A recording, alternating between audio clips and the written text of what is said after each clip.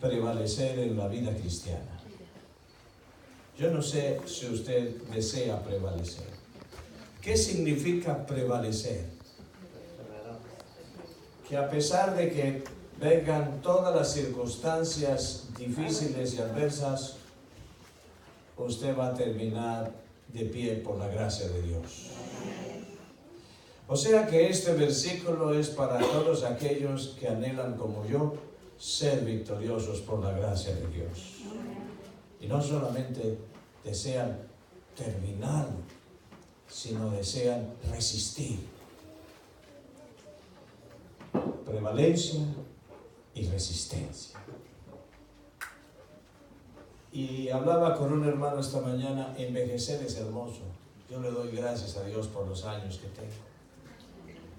No quisiera tener menos, tampoco quiero tener más. Quiero tener los que tengo. Pero alabado sea el nombre de Dios, que van quedando lecciones en la vida. Y una de esas lecciones es que la vida cristiana no es fácil, pero es posible por la gracia de Dios. Y vamos a estudiar el consejo de Dios. Vamos a ver si en la Biblia nosotros encontramos, Pastor Cáceres, una cuerda de 3 dobleces. Usted entiende perfectamente ese concepto.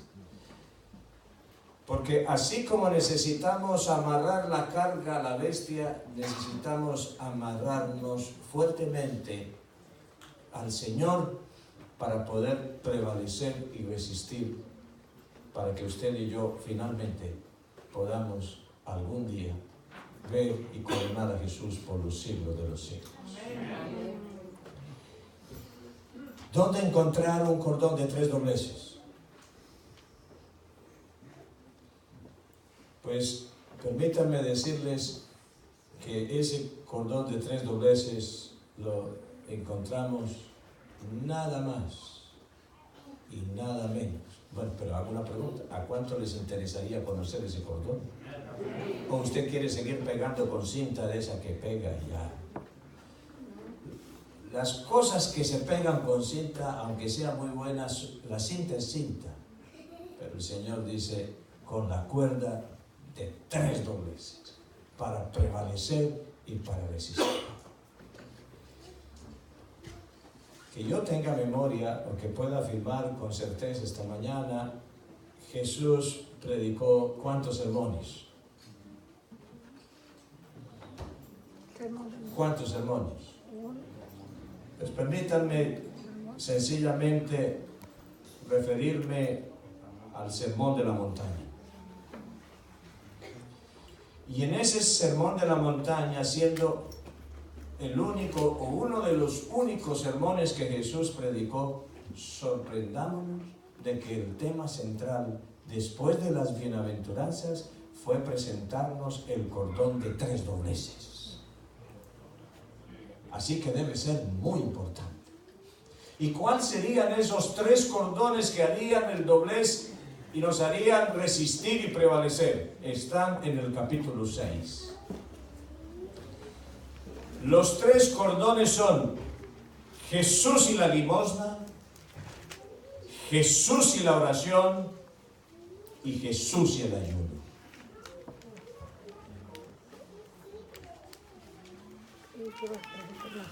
En el capítulo 6, a partir del versículo 1 y hasta el versículo 4, Jesús habla acerca de la limosna.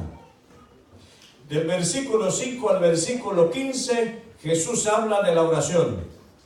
Y desde el versículo 16 hasta el versículo 18, Jesús habla del ayuno. Y yo quiero aceptar por fe en esta mañana que ese es el cordón de 3 dobleces, que nos va a permitir permanecer y resistir, o no permanecer, prevalecer y resistir por la gracia de Dios. Y en esta mañana, apreciados hermanos, me llama la atención que el trasfondo de todos esos 3 mensajes es social. Es como si nosotros dijéramos el Evangelio tiene un carácter social. Es como si dijéramos, o Jesús nos dijera, el Evangelio tiene una acción social.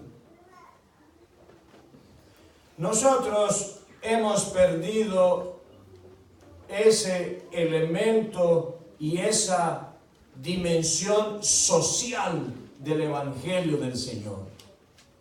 Pero en esta mañana, por razones de tiempo, vamos a hablar de un solo de esos tres cordones, que es la oración. Los discípulos le dijeron a Jesús en San Lucas, el capítulo 11, el versículo 1, Señor, enséñanos a orar. Qué interesante es que los discípulos no le dijeron a Jesús, Jesús, enséñanos a hacer milagros. Ni le dijeron tampoco, Señor, enséñanos a resucitar muertos. Ni siquiera enséñanos a caminar sobre el agua. Ellos, como una de las quizás exclusivas declaraciones en este sentido, le dijeron a Jesús, Jesús, enséñanos a orar. Y Jesús les dice entonces, en Mateo 6, en el sermón del monte, Jesús les da el Padre Nuestro. Pero Jesús no les dio una oración, Jesús no les enseñó una oración para repetir, sino Jesús les dio un modelo, una estructura, una maqueta de oración para que nosotros aprendiéramos a orar a partir de ella. Y la primera expresión de esa oración fue, Padre nuestro que estás en los cielos. Ese mensaje era un mensaje muy interesante. Yo he escuchado toda la vida la historia del hijo único. ¿Ustedes han escuchado la historia del hijo único? Aquellos que dicen, yo soy el único hijo. Otros dicen o decimos, no, yo no fui el único hijo, y lo decimos con cierta tristeza. Porque a nosotros nos habría encantado haber sido hijo único. Uno se lo imagina. ¡Wow! ¡Qué tremendo! ¡Qué bueno deben pasar los hijos únicos! Pero otros tuvimos la realidad y la experiencia de no ser hijos únicos, sino de tener otros hermanos. Pero es posible que a pesar de tener otros hermanos, a mí me hayan educado como único hijo.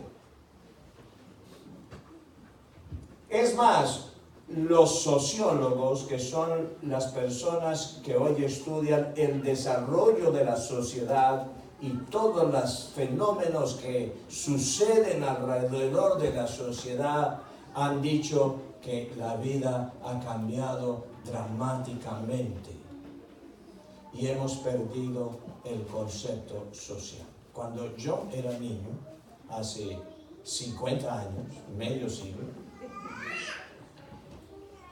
mi mamá no nos preguntaba qué quieren comer. Mi mamá sencillamente decía, la mesa está servida. Y nosotros aprendimos que cuando íbamos a comer, teníamos que comer lo que había. Y si nosotros le decíamos a mi mamá, mamá, no me gusta, mi mamá tenía una sola respuesta, no hay más. No como. No comas si quieres, pero si quieres comer, eso es lo único. 50 años después, los hogares, nuestros hogares, parecen restaurantes. Y la mamá, un mesero tomando el pedido. Entonces la mamá comienza con el papá, si es que todavía ese es el orden, y comienza diciéndole,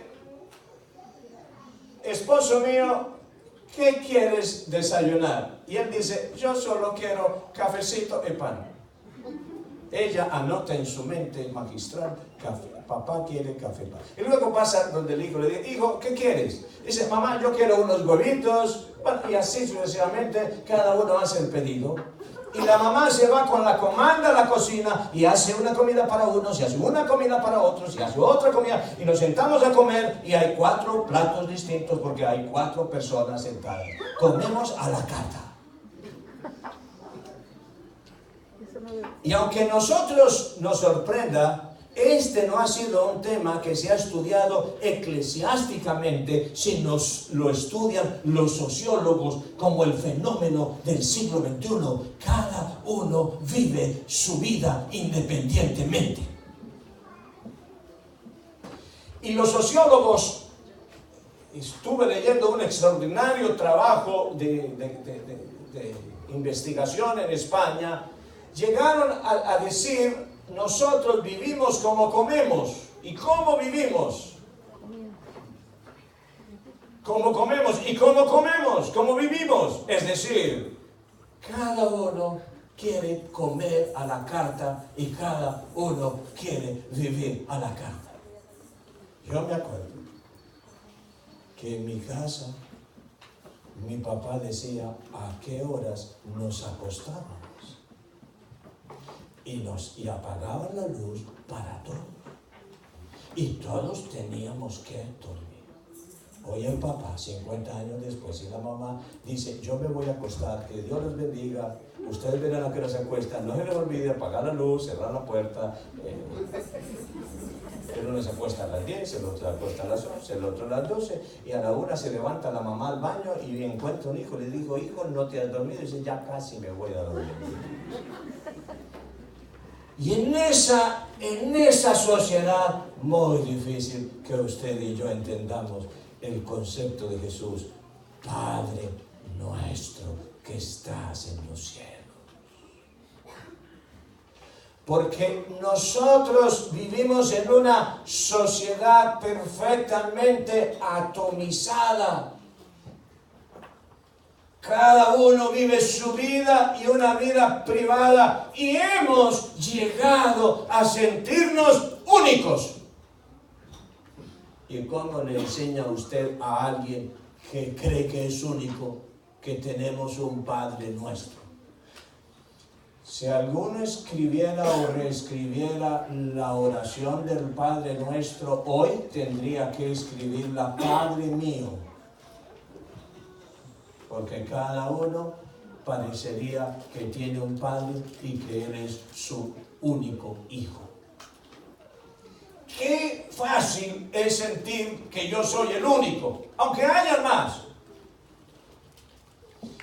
Yo no sé si ustedes han sido tan ociosos como mis hermanos y yo, cuando hablamos todavía con mamá, que gracias a Dios vive, tiene 90 años y es perfectamente lúcida. Yo todavía le pregunto a mamá, de los 4, ¿cuál es el preferido? Con la perfecta esperanza que ella me conteste: usted diga. Pero ella dice: a todos los quiero por igual. Yo digo: sí, mamá, pero siempre hay algo. Yo insisto. Yo quiero que ella me diga que yo soy.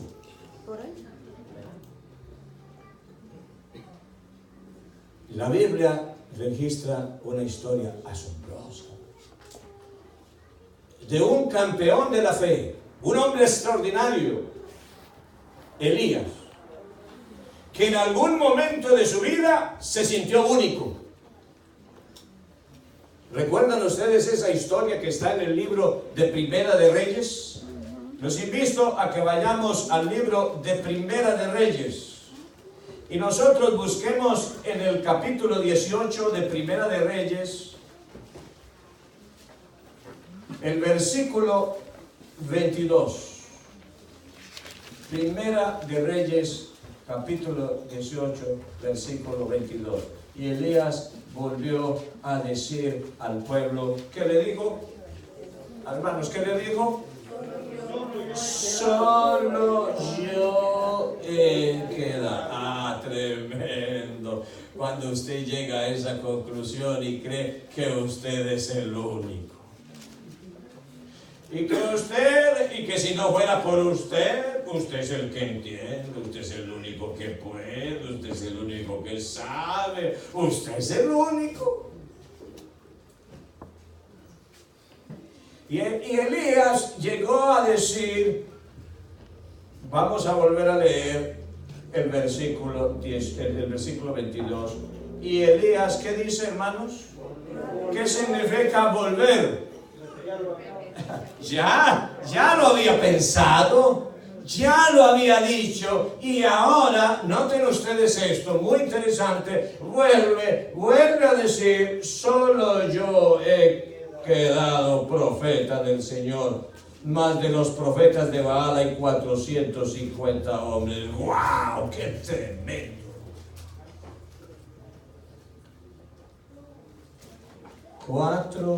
Hermanos, 1, 2, 3, 4 versículos después volvemos a leer lo siguiente. En el versículo, en Primera de Reyes, capítulo 19, ahora vienen los 4, voy a leer primero y luego vienen los 4, un capítulo después, dice lo siguiente. Primera de Reyes 19, 9 y 10. Y allí se metió Elías en una cueva donde pasó la noche y vino a él palabra de Jehová, el cual le dijo, ¿qué haces aquí, Elías? Él respondió, he sentido un celo por Jehová, Dios de los ejércitos, porque los hijos de Israel han dejado tu pacto, han derribado tus altares, han matado a espada a tus profetas. Y nuevamente vuelve a decir, ¿qué? ¿Y qué, hermanos? Solo yo he quedado y me buscan para quitarme la vida. Ahora sí, 4 versículos después, el versículo 14, y él respondió, he sentido un vivo celo por Jehová, Dios de los ejércitos, porque los hijos de Israel han dejado tu pacto, han derribado tus altares y han matado a espada a tus profetas. Y solo que, hermanos, solo que yo he quedado. Elías llegó a pensar que él era el único que había quedado. Elías estaba listo para hacer la oración así, Padre mío que estás en los cielos. Y si Dios le hubiera preguntado a Elías, ¿por qué dices, Padre mío, Señor? Porque los demás se fueron. Solo yo he quedado. Y miren lo interesante de esto. Versículo 15. Y dijo Jehová, ve y vuelve por tu camino. Oiga, hermanos, ve y vuelve por... Dios le dijo, no más, Elías, no más. Regrésate de ahí. Así como una vez le dijo a Zaqueo, bájate de ahí, esta vez le dice, regrésate, vuélvete por tu camino. ¿Y cómo era ese camino? Dice Primera de Reyes. Por el desierto. Cuando uno va por el desierto va solo. Y el Señor le dice a Elías, regrésate por tu camino. Por el desierto. Porque el evangelio es un evangelio social.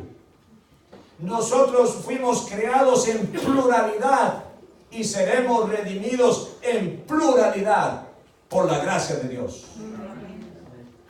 Y hermanos, qué interesante es que Elías es requerido por el Señor a que se regrese por su camino, que se regrese por el desierto, y el Señor en su misericordia le pide que unja a uno, que unja a dos, y finalmente, hermanos, unja a 3, y el Señor le da una cifra. El Señor, que no le gusta contar, al Señor le gusta pesar, le da una cifra.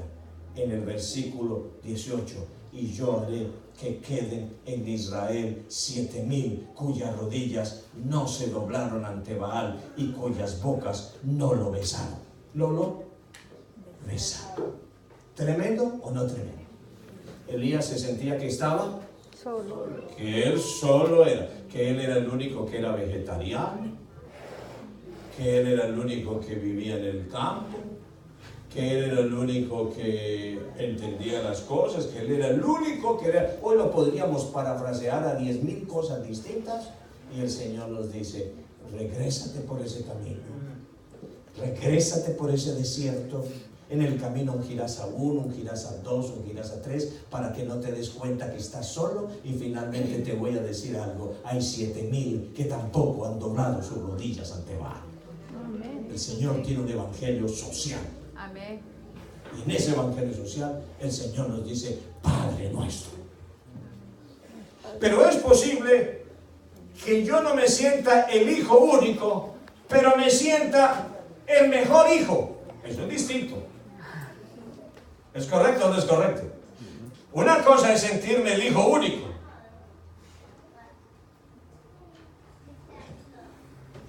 Yo tengo 4 hermanos, pero debo confesarles, yo me sentí siempre y todavía me siento el hijo único. Como yo ninguno. De los 4, todos me quedan chiquitos. Además, ni sé para qué trajeron tantos. Conmigo hubiera sido suficiente. Qué desgaste. Pero ahora, hermanos, puede ser que no me crea el único, sino que me crea el mejor. Yo digo: qué bien, 3 hermanos más, pero yo soy el mejor de los 4. ¿Cuál es el mejor? No, la pregunta soy yo. Y todo aquel, hermanos, todo aquel que se siente único, no puede orar Padre nuestro. Y todo aquel que se siente mejor que los demás, no puede orar Padre nuestro. Pero permítanme ahora leer una historia con ustedes en Lucas, San Lucas, el capítulo 18. Quisiera tener más tiempo para entrar en todos, como dice el pastor Cáceres, en todos los entretelones de esta historia. Pero en el Evangelio según San Lucas, ahora encontramos otra historia fascinante, esta vez en los labios de Jesús. Evangelio según San Lucas, el capítulo 18. ¿Lo tenemos, hermanos? También le refirió Jesús una parábola sobre la necesidad de ¿qué, hermanos? De orar siempre y no desmayar. Lucas capítulo 18, así comienza. Pero en el versículo 9 comienza diciendo: a unos que ¿qué? A unos que ¿qué? Que confiaban en ¿qué? En sí mismos. Ahora le han enseñado: si usted no confía en usted mismo, está perdido. ¿Nos han enseñado así o no es? Anoche estaba terminando una campaña evangelística y me decía un hermano que se sentó conmigo al final a hablar, me dijo: pero es que si uno no se ama a sí mismo, ¿cómo puede amar a Dios? Le dije: no, ese no es el camino. Si no amo a Dios, ¿cómo me puedo amar a mí mismo? Es la reflexión. Y aquí miren lo que dice: a unos que confiaban, ¿en quién confiaban? ¿Cómo que confiaban en sí mismos? Como justos. Como justos y menospreciaban a los otros. ¿Qué significa menospreciar? Despreciar. Tenerlo de menos. Pensar que tiene, hermanos, vamos a decirlo así. Que vale menos. Que vale menos. Exacto, hermana Aurora. Que vale menos. Pensar que usted vale más, que usted es mejor. Algunos caminamos, nos movemos, hablamos, no decimos nada, pero respiramos que somos mejores que los demás. Y a unos que confiaban en sí mismos como justos y menospreciaban, valoraban de menos a los otros, dijo también esta parábola: 2 hombres subieron al templo a orar. ¿Cuántos hombres? 2. Uno era fariseo y el otro era publicano. El fariseo, puesto de pie, oraba consigo mismo de esta manera: Dios, te doy gracias porque no soy como los otros. Este se creía que era ¿qué? Único.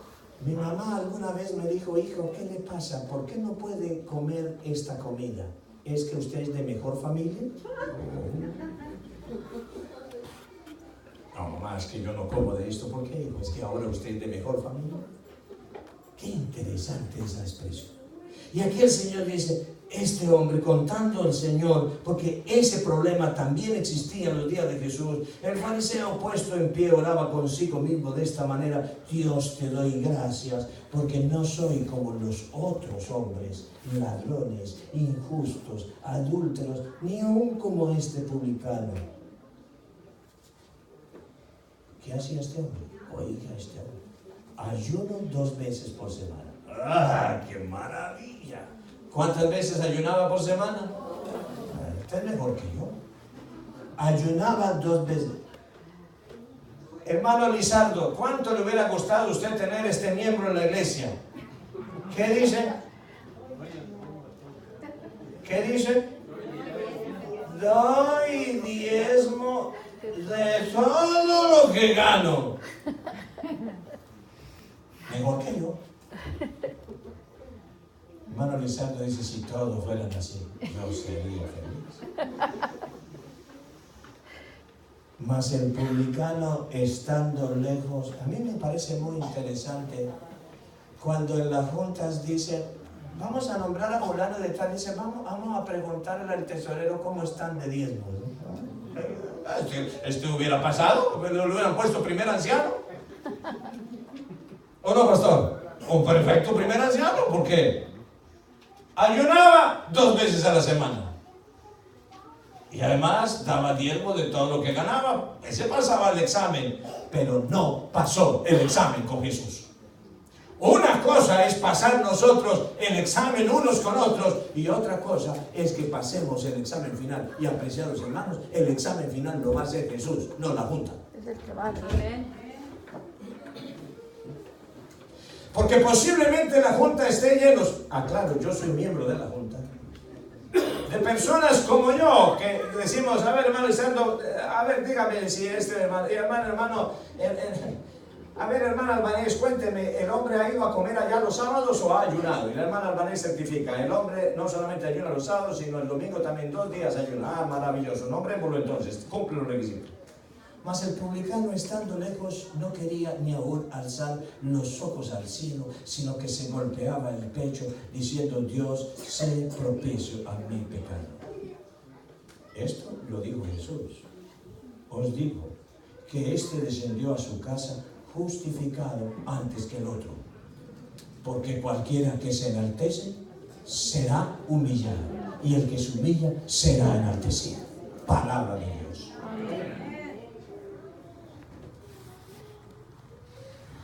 Hermanos, qué tremendo es pensar que yo soy el único. Qué tremendo es pensar que yo soy el mejor. Y cualquiera que se siente único y que se siente mejor, no puede orar a Dios y decirle, Padre nuestro que estás en el cielo, porque el Señor nos ha enseñado algo completamente distinto en su palabra. Libro de Romanos, capítulo 14, versículo 7, el apóstol Pablo coloca una tremenda declaración para nosotros. Libro de Romanos, capítulo 14, versículo 7, porque ninguno de nosotros vive para sí y ninguno, ¿qué, hermanos? Muere para sí. ¿Qué es el Padre Nuestro entonces? Esta madrugada yo pensaba hablar de todo el Padre Nuestro esta mañana, pero luego que me senté a definir por la gracia de Dios los detalles, decidí hablar únicamente del primer versículo, porque hay demasiado que decir del primer versículo. Y el primer versículo el Señor nos dice algo coherente con su palabra, de que ninguno de nosotros vive para sí. ¿Qué quiere decir? Nadie vive para sí, ni nadie muere para sí. Tenemos una acción social. Yo no puedo decir, yo solo voy a hacer esto, yo solo. El Señor dijo, mire, si ustedes quieren orar, de entradita les digo, no piensen que están solos. Algunos hermanos han llegado a la conclusión, yo mejor no me caso, me quedo solo porque solo me va mejor. ¿Es correcto o no es correcto? Yo miro esta desgracia, miro aquella desgracia, toda la desgracia, y yo digo, no, yo solo. Hermanos, vamos a cocinar juntos. No, yo mejor traigo lo mío. Yo no me voy a poner a cocinar. Claro, es más fácil. Yo traigo, tú traes, él trae, todos traemos y nadie cocina juntos. El problema es juntos.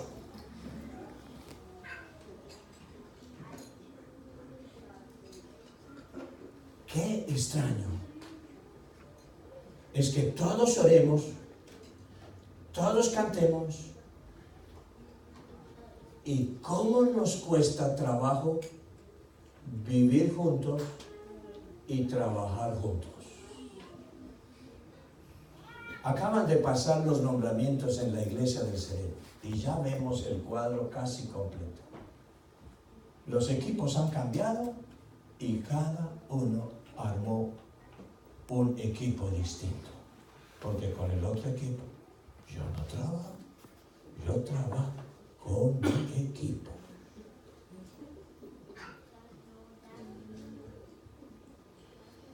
Porque el Señor sabe.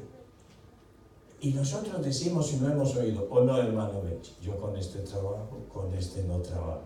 Hermano, usted ha sido nombrado para esto. Ah, sí, dígame, ¿con quién me toca? Con este, con Julio.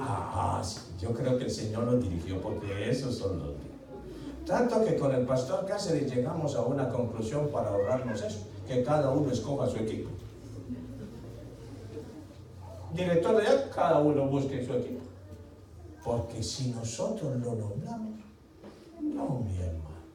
A ver, hermano, usted ha sido nombrado como diaconisa. ¿Y quién va a ser la directora? Depende de la directora. ¿Y quién más va a estar ahí como diaconisa? Va a estar Sultanita, la hermana Cacerolita, el hermano Prat. Sí, me encanta. Yo creo que con este equipo sí puedo trabajar. Pero nosotros no entendemos cuál es la esencia. Que el Padre nuestro, Jesús dijo de entrada, es Padre nuestro. Jesús lo que nos estaba diciendo es que el Padre nuestro debe ser un puente capaz de acercar a todos los que se llaman hijos de Dios.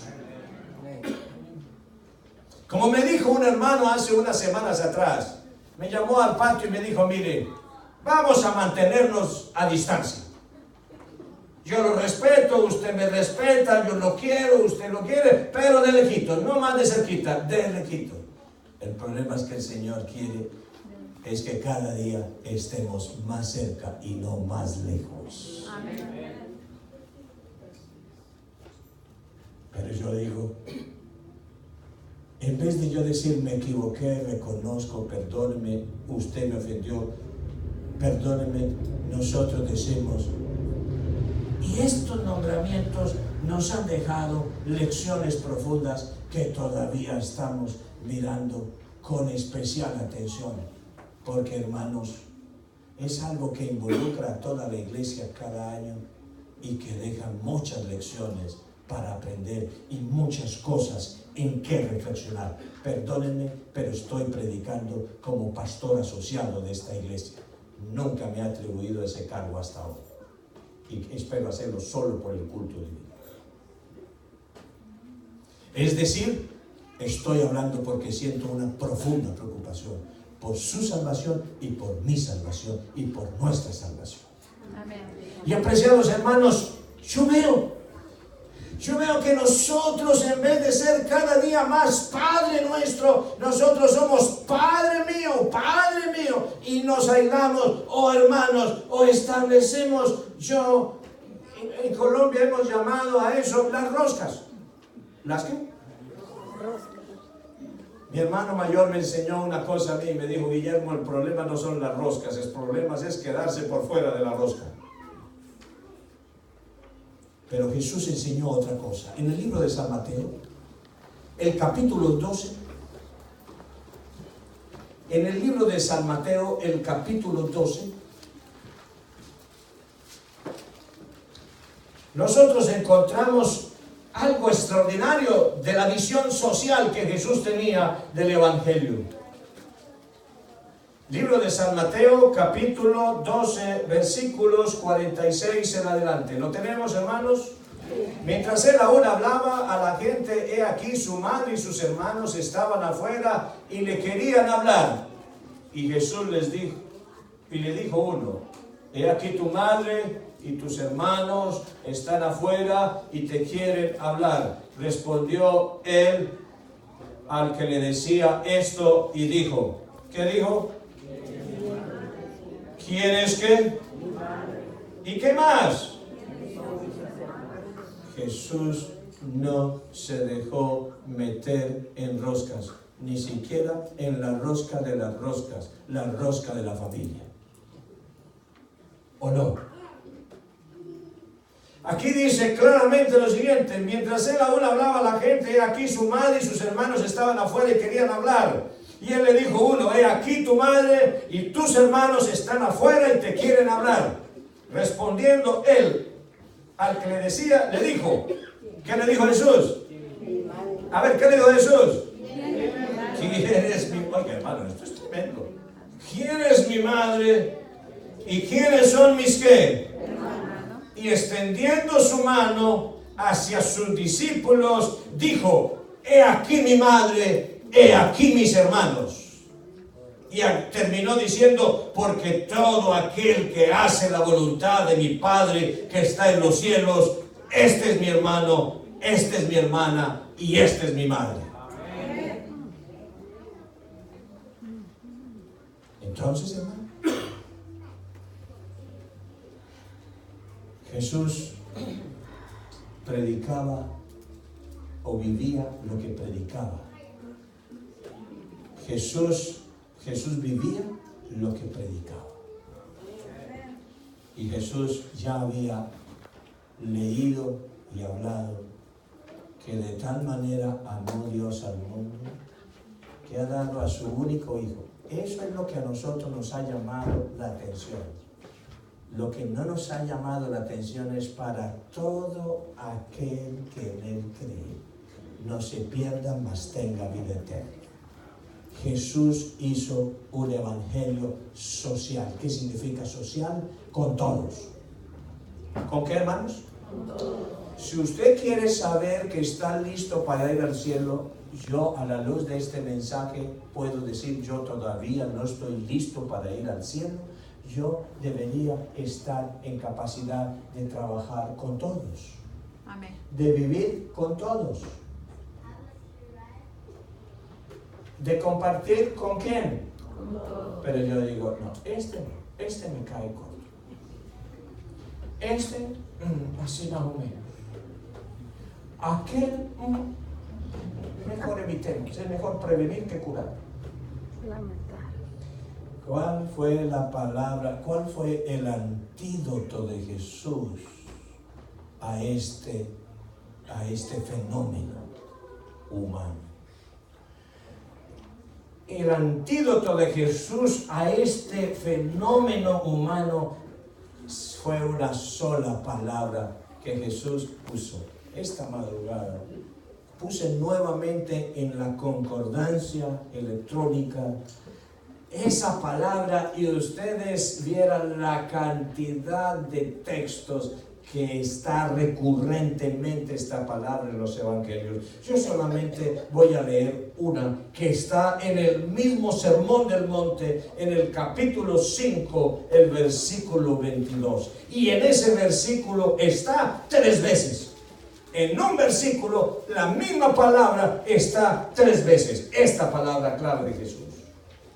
¿Lo tenemos, hermanos? ¿Cómo dice? 5:22. Pero yo os digo, ¿que qué, hermanos? A ver, díganlo, ¿que qué? Cualquiera que se enoje contra su hermano será culpable ¿de qué? Cualquiera, segunda vez, que diga necio a su hermano será culpable ¿de qué? Y tercero, ¿cuántas veces está en este versículo? ¿Cuál palabra? ¿Cómo? ¿Sabe qué significa cualquiera? Sin roscas. ¿Qué significa cualquiera? Todos. No. Sin roscas.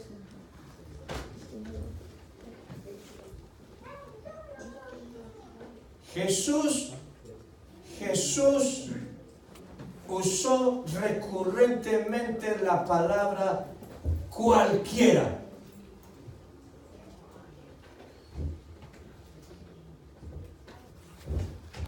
Porque nosotros somos de este sentido. Sálganse de la iglesia. ¿Quién dijo? Nosotros depende de quién dijo que nos salgamos.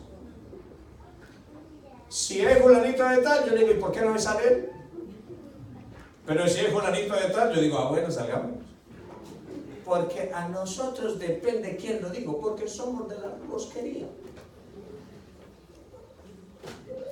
Pero el Señor dijo, Jesús dijo, lo dijo con su familia, lo dice ahora en el Mateo 5, cualquiera. ¿Cuál qué, hermanos? ¿Usted quiere saber que está listo para ir al cielo? Entonces, hágase el examen y usted mismo califíquese. ¿Usted puede vivir con cualquiera? A ver, ¿usted puede vivir con cualquiera? Los que estén listos, díganme, yo les mando algunos esta tarde para allá. ¿Usted está listo para vivir con cualquiera? ¿Usted está listo para comer con cualquiera? ¿Usted está listo para trabajar con cualquiera? Ahí está el gran examen. Y por eso Jesús dijo, de entrada, casi no ha empezado el Padre Nuestro. Y Jesús dijo, bueno, ¿ustedes quieren que les enseñe a orar? Empecemos. Padre Nuestro, que estás en los cielos. Nuestro de la pluralidad de Dios. Nuestro de lo social de Dios. Nuestro de que yo estoy en capacidad de trabajar ¿con quién? A ver, hermano, ¿de trabajar con quién? ¿Dónde? ¿Dónde? Eso, perfecto. Donde sea. Pero digámoslo aquí. Empecemos por la iglesia. Empecemos, no vayamos tan lejos por la iglesia. Los jóvenes muy queridos hicieron una solicitud el año pasado, Clarita. Queremos estudiar la Biblia. Queremos recibir estudio. ¿Ustedes querían con cualquiera o con alguien? Con alguien. Y como el alguien no estaba, se paró el estudio. Porque no se podía estudiar si no era con esa persona. El Señor nos dice, con cualquiera. ¿Con qué? A ver, hermanos, ¿con qué?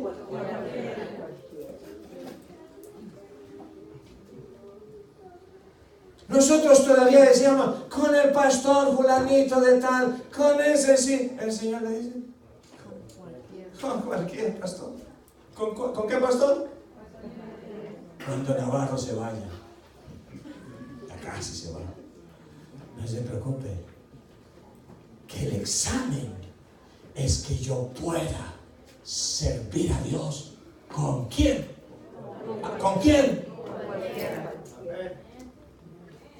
Porque yo tengo un Padre nuestro que está en los cielos. Y no tengo un Padre exclusivo. Y por eso me encanta lo que Pablo dijo. Pablo dijo algo extraordinario en relación con el mensaje, con el evangelio, con la palabra de Dios. En el libro de Gálatas, el capítulo 3. Libro de Gálatas. El capítulo 3, oiga esto, tanto que tenemos que corregir, porque si no, estamos tomando el nombre del Señor Jehová en vano. Gálatas 3, 26 al 28.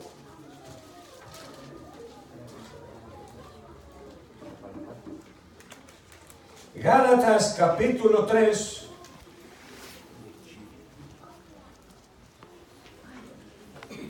Vamos a leer desde el versículo 26. Pues todos, ¿cuántos? Todos. Otra vez, ¿cuántos? Todos. No es usted nada más. No es usted y sus amigos. No es usted y su combo. Son todos. Y espero que a partir de hoy, hermanos, lo digo con respeto y reverencia, nosotros empecemos a sentir que esta es nuestra necesidad, que el Señor, Dios del cielo, sea Padre de todos. Amén. Y que yo, como Él es Padre de todos, yo soy hermano ¿de quién? De todos. De cualquiera. ¿De quién? De cualquiera. ¿De quién? De cualquiera. ¿Y yo voy a trabajar con quién? Cualquiera. Y voy a vivir con Cualquiera. Ay, Gálatas capítulo 3, versículo 26 en adelante. ¿Qué dice?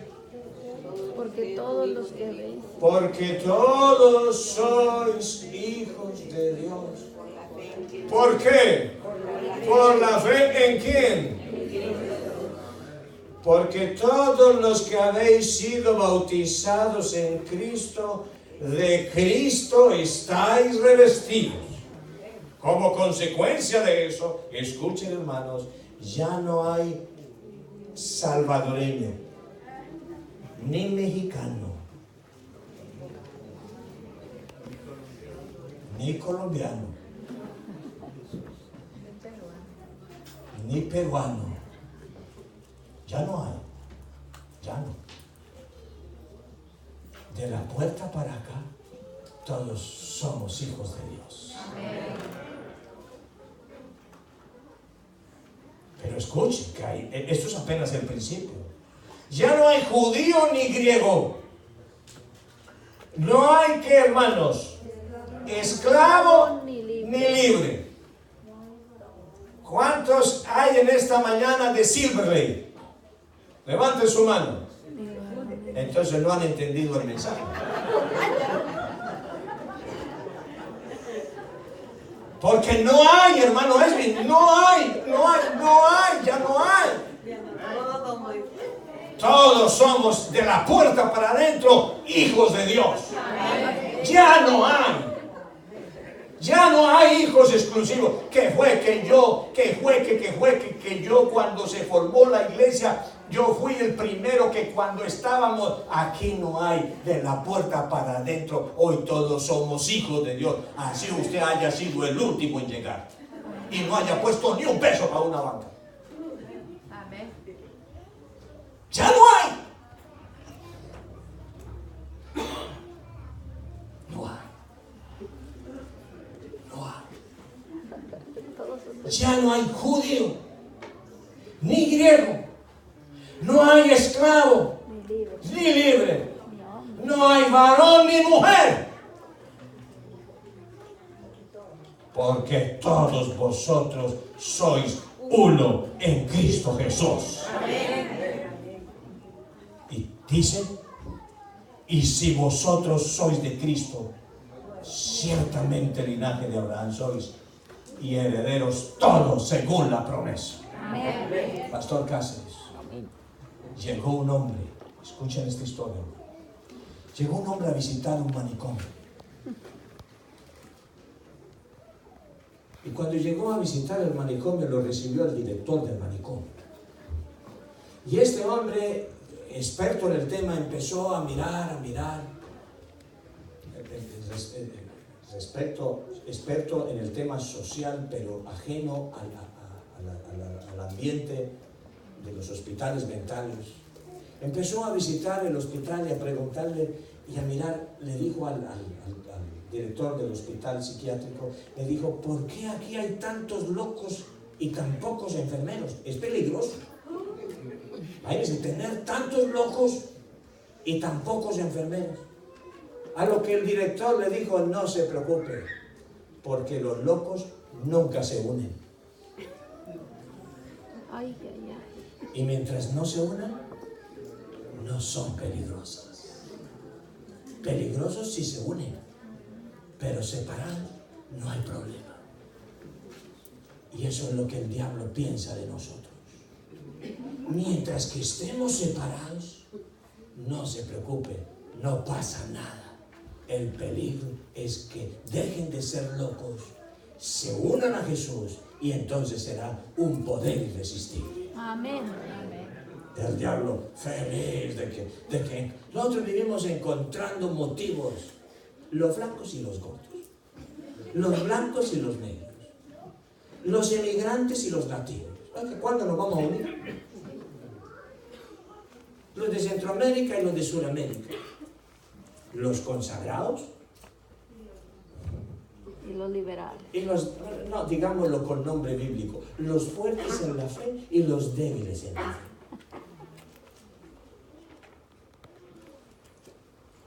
Termino en esta mañana.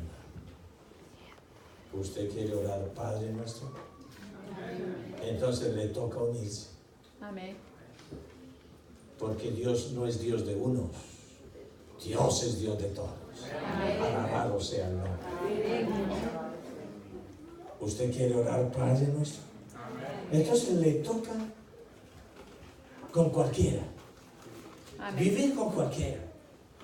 Trabajar con cualquiera. Porque el Padre nuestro, aunque a usted le duela, es Padre de cualquiera.